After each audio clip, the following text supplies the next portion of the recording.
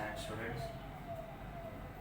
Today we'll be learning two topics: water of crystallization and ionic compounds and electrical conductivity with dissociation effects. What is water of crystallization?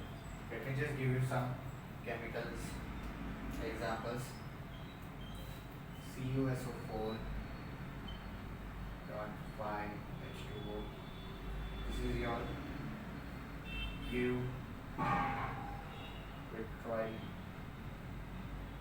vitriol. And you have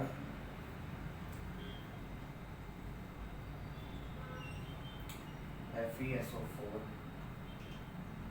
dot 7H2O. This is your green vitriol. ये आपका copper sulphate है, ये आपका ferrous sulphate है. What's the catch in this? What does it define for water of crystallization? Water of crystallization is nothing but presence of water molecules in a particular solution. For example, if you try to heat copper sulfate, if you try to heat ferrous sulfate, what will happen? Heat होने पे आपको इन दोनों का इसका एक green powdered form मिलेगा, जो crystalline shape का होगा. ये आपको ग्रीन क्रिस्टल्स मिलेंगे, इसमें भी आपको ब्लू कलर के क्रिस्टल्स मिलेंगे. But what happens normally is, जब आप इसका ही एग्जांपल ले लो, जब आप इसको हीट करोगे तो डिफरेंस क्या आएगा, चेंज क्या आएगा कि जब आप हीट करोगे तो वाटर मॉलिक्यूल तो डेफिनेटली स्टीम बन जाएगा, गैस बन जाएगा और इवेपोरेट हो जाएगा. तो जब वाटर मॉलिक्यूल उसमें से निकल जाएगा तो ये जो ब्लू कलर है उसमें से धीरे धीरे निकलने लगेगा. कि आपका जो ब्लू विट्रियोल नाम है क्योंकि इसका कलर ब्लू रहता है कॉपर सल्फेट का.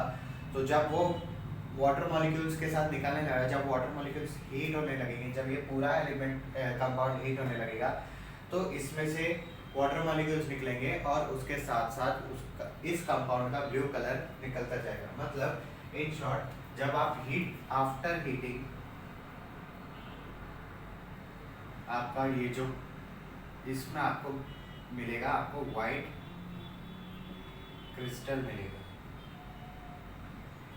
कि जब आप हीट कर लोगे कॉपर सल्फेट को तो वाइट क्रिस्टल मिलेगा. और ये वाइट क्रिस्टल को जब आप फिर से अगर वाटर डालोगे अंदर, आप ये वाइट क्रिस्टल को फिर से पानी में डालोगे, उसको डिसॉल्व करोगे तो फिर से आपको ब्लू कलर का सॉल्यूशन मिलेगा, विच is your blue vitriol. Same आपका यहाँ पे भी होगा. जब आप FeSO4 फेरस सल्फेट को आप हीट करोगे तो क्या होगा, वो आपका हाइड्रोजन H2O मॉलिक्यूल्स छोड़ने लगेगा और वो ग्रीन कलर का भी रंग छोड़ेगा, जिसकी वजह से ये वाइट या कोई और कलर का होगा, बस ग्रीन नहीं होगा. और फिर बाद में आप जब उसको वापस से पानी में घोलने लगोगे, वापस से पानी में डिसॉल्व करोगे तो आपको फिर से ग्रीन कलर का मिलेगा. ये आपका वाटर ऑफ क्रिस्टलाइजेशन का बेसिक प्रोसेस है.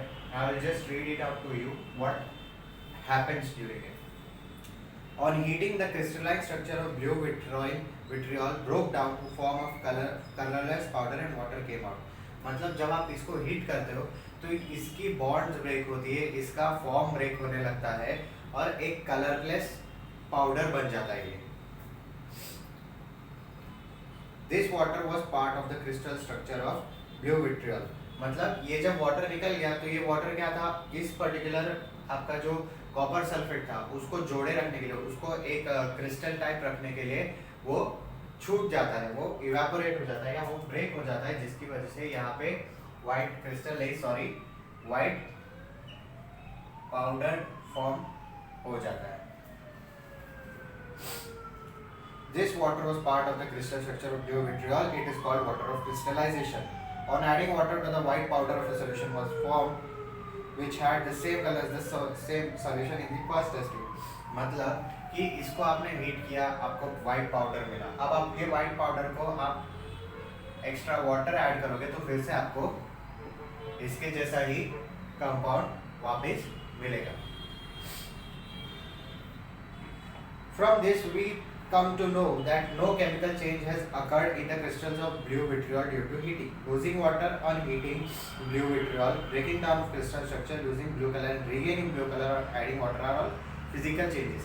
मतलब इसको हीट करना, फिर इसका हीट करने के बाद इसका वाइट पाउडर में फॉर्म होना, वाइट पाउडर में फॉर्म होने के बाद इसका वाटर ऐड करना, फिर वाटर ऐड करने के बाद फिर से इसका ब्लू कलर रीगेन करना, ये सब आपके फिजिकल, ये सब इस पर्टिकुलर एलिमेंट या इस पर्टिकुलर कंपाउंड के फिजिकल चेंजेस है जो आप विजिबल तरीके से देख सकते हो। Ionic compounds are crystalline in nature. Ionic compounds मतलब आयनिक बॉन्ड से जो कंपाउंड्स बनते हैं उनको आयनिक कंपाउंड्स कहा जाता है। Ionic compounds are crystalline in nature. These crystals are formed as a result of definite arrangement of ions. In the crystals of some compounds, water molecules are also included in this arrangement. यही आपके perfect examples हैं, और भी बहुत examples हैं अगर आप Google करने चाहोगे तो। ये ग्रीन विट्रियोल है, ये ब्लू विट्रियोल है। इसको क्रिस्टलाइन फॉर्म में, इसका क्रिस्टलाइन फॉर्म बनाए रखने के लिए आपको वाटर मॉलिक्यूल की भी जरूरत पड़ती है। तो ये परफेक्ट एग्जांपल है कि जब आप ग्रीन विट्रियोल ले रहे हो या ब्लू विट्रियोल ले रहे हो, इसमें कुछ वाटर के क्रिस्टलाइन फॉर्म्स है कि कुछ वाटर ऑफ क्रिस्टलाइजेशन वाला फेनोमेनन इसमें होता है। In the crystals of some common water molecules are included in the arrangement. That is water of crystallization. Water of crystallization is present in definite proportion of chemical formula of compound. कि एक definite proportion में ही होगा कि आपका copper sulphate है तो 5 molecules of H2O लगेगा, ferrous sulphate है तो 7 molecules of H2O लगेगा। इसका डेफिनेट प्रोपोर्शन रहता है जो आपको हर एक मॉलिक्यूलर फॉर्मूला में दिखता है। Crystalline substances contain water of crystallization. Molecules of water of crystallization are part of internal arrangement. On heating or just by keeping, the water of crystallization is lost and crystalline shape of that part is lost. मतलब कि अगर हर एक ionic compound में water of crystallisation रहता है, water of crystallisation है मतलब क्या, एक डेफिनेट अरेंजमेंट है जो वाटर मॉलिक्यूल्स के बेसिस पर है। और अगर तुम उस पर्टिकुलर आयनिक कंपाउंड को हीट करोगे तो उसमें से वाटर निकल जाएगा, जिसकी वजह से वो अपना क्रिस्टलाइन स्ट्रक्चर खो देगा और वो पाउडर्ड फॉर्म में आ जाएगा। पाउडर्ड फॉर्म में आ जाएगा तो आप उसको वापस से आप उसको वाटर डालोगे या आप वापस से उसको कुछ और प्रोसेस के थ्रू गो थ्रू करोगे तो फिर से आपको ब्लू विट्रियोल या ग्रीन विट्रियोल मिल जाएगा। ये वाटर ऑफ क्रिस्टलाइजेशन है। Water of crystallisation is nothing but कि आपका वाटर मॉलिक्यूल प्रेजेंट होना है in an ionic compound which gives it a definite structure, a crystalline structure. Next we will move on to ionic compound and electrical conductivity. Here you have a diagram which has a bulb, a switch, a support, a beaker, a battery and two basic bare wires. Bare wires nothing but those wires जिनमें coating नहीं होती, those who do not have coating. एक particular experiment है, sodium chloride है आपका पानी में, दो इलेक्ट्रिकल वायर्स है, एक पॉजिटिव टर्मिनल को कनेक्टेड है, एक नेगेटिव टर्मिनल को कनेक्टेड है बैटरी के। Insulating cladding from 3%, okay. Take the salt solution in 100 ml capacity beaker and immerse the uncovered ends of 2 wires in it, keeping the wire erect with the help of a support. Switch on the current, note whether the bulb glows. Repeat the same procedure using 1 gram copper sulfate, 1 gram glucose, 1 gram urea, 1 dilute H2SO4, 5 ml dilute NaOH each in 50 ml water.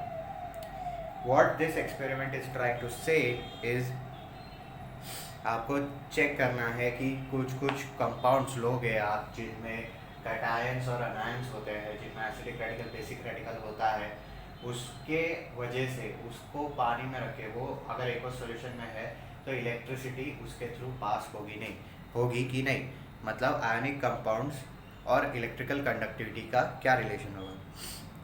The bulb glows only when current is passes through it. Definitely bulb कब glow होगा, जब current उसके through pass होगा, and this can happen only when the electrical circuit is complete. In the above activity, the circuit is found to be complete when aqueous solutions of NaCl, which is your sodium chloride, copper sulfate, that is your CuSO4, sulfuric acid, that is H2SO4, and NaOH, that is your sodium hydroxide, are used. क्योंकि इन दोनों में cations और anions form होने की ज़्यादा क्षमता है। It means that these solutions are conductors of electricity, मतलब ये सारे सॉल्यूशंस इलेक्ट्रिसिटी कंडक्ट करने के लायक है। Electrons conduct electricity through electrical wires and ions conduct electricity through a liquid or solution. Electrons definitely wires के थ्रू इलेक्ट्रिसिटी कंडक्ट करते हैं और आयंस जो होते हैं वो सॉल्यूशंस के थ्रू इलेक्ट्रिसिटी कंडक्ट करते हैं। तो जो दो वायर्स आपको डिप्ड दिख रहे हैं एक्वस सॉल्यूशन में, उनमें जो कंपाउंड्स है उनके आयंस इलेक्ट्रिसिटी कंडक्ट करते हैं, इसलिए वो सर्किट कंप्लीट होता है। Electrons leave the battery at the negative terminal, complete the electric circuit and enter the battery at the positive terminal. ये तो इलेक्ट्रिकल सर्किट का डायरेक्शन है, वो सब आपको पता ही है। When there is a liquid और solution in the circuit, two rods, wires और plates are immersed in it. जो आपके दो रॉड्स या वायर्स है जो जिनको पैर रखा गया है, जिनको कोटिंग निकाल दी गई है और पानी में रखा, एक और सॉल्यूशन में रखा गया है, वो आपके कैथोड इलेक्ट्रोड्स है। Electrodes are nothing but kind of wires which are used for conduction of electricity. तो आपका सिमिलरली जैसे कटायन अनायन होता है, तो इलेक्ट्रोड्स में कैथोड होता है which is your positive electrode and anode होता है which is your negative electrode. Electrodes are usually made of a conducting solid. Electrodes definitely ऐसे सॉलिड से बनते हैं जो इलेक्ट्रिसिटी कंडक्ट कर सकता है।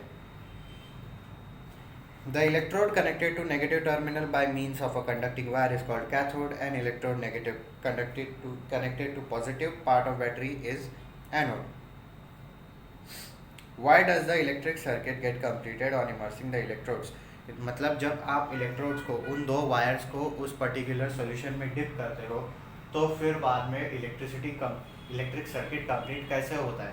भले ही वो सॉल्यूशन है, जो अभी मैंने आपको बताया कि आयंस सॉल्यूशंस में इलेक्ट्रिसिटी कंडक्ट करते हैं, तो उसका ही रीज़न होता है।